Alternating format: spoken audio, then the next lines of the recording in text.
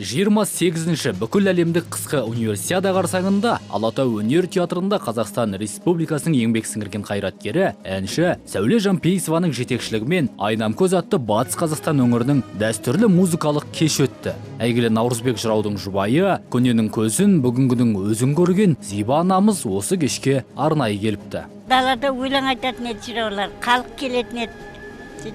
Жыраулар тыңдап сөйтіп өстік қой.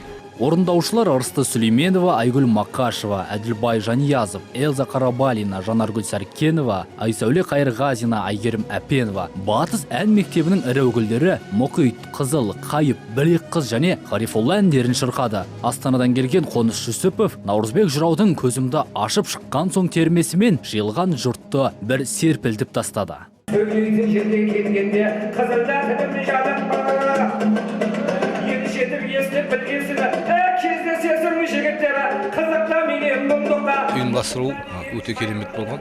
Себебі осы универсиадаға арналған әр мектептен дәстүрлі әннің концертін ұйымдастырған азаматтарға көп рахмет. Мен бүгін сол батыс өңірінде Бесқала жерінде болған Наурызбек жыраудың термелерін орындадым. Сол Наурызбек жыраудың зайыбы анамыз, Зиба анамыз осы залда отырды, тыңдады. Ризашылығын білдіріп, рахметін айтып жатыр.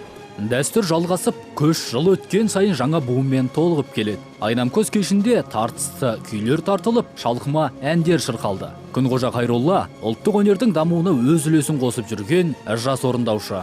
Бүгінгі Айнамкөз атты Батыс Қазақстан аймағындағы музыкалық мұралардан қойылған концерт болды. Бабаларымыздың қалдырған мұраларын кейінгі ұрпаққа жеткізу біздің парызымыз. Сол мақсатпен де бір жағынан дәріптелу, осы музыкалық мұраның насихатталу мақсатында бүгінгі кеш өтіп жатыр. Олардың ішінде 40 батырынан үзінді өздеріңіз тыңдаған Қарасай Ғази, Қыз жібек, Қашықтық жырлардан, сонымен қатар сол Батыс Қазақстан, Маңғыстау өңірінде, Ақтөбе өңірінде өмір сүрген ақындардың, әншілердің әндерінен көптеген әндер шырқалды. Күйі төгілген, жыры өрілген, әні асқақтаған Батыс даласы өнердің алтын қазынасы. Бүгінгі күнде ұмытылып бара жатқан Қырымның 40 батыры Қыз жібек жырынан үзінділер мен Сыпыра, Аралбай мен Наурызбек сынды жыраулардың жырларын осы кеште Аманқос Садықов, Нұрым Асқанов, Жанғожа Аяповтар қайта жаңғыртты. Дайындық жұмыстары қаңтар айынан басталған болатын, яғни қаңтардың ортасынан бастап 10-нан кейін десек те болады. Одан қалды бүгінгі кештің ең үлкен жаңалығы Сәуле Жампейісованың Аманат атты өнер орталығындағы жас өркендердің сахнаға шығуы алғашқы қадамдары болатын.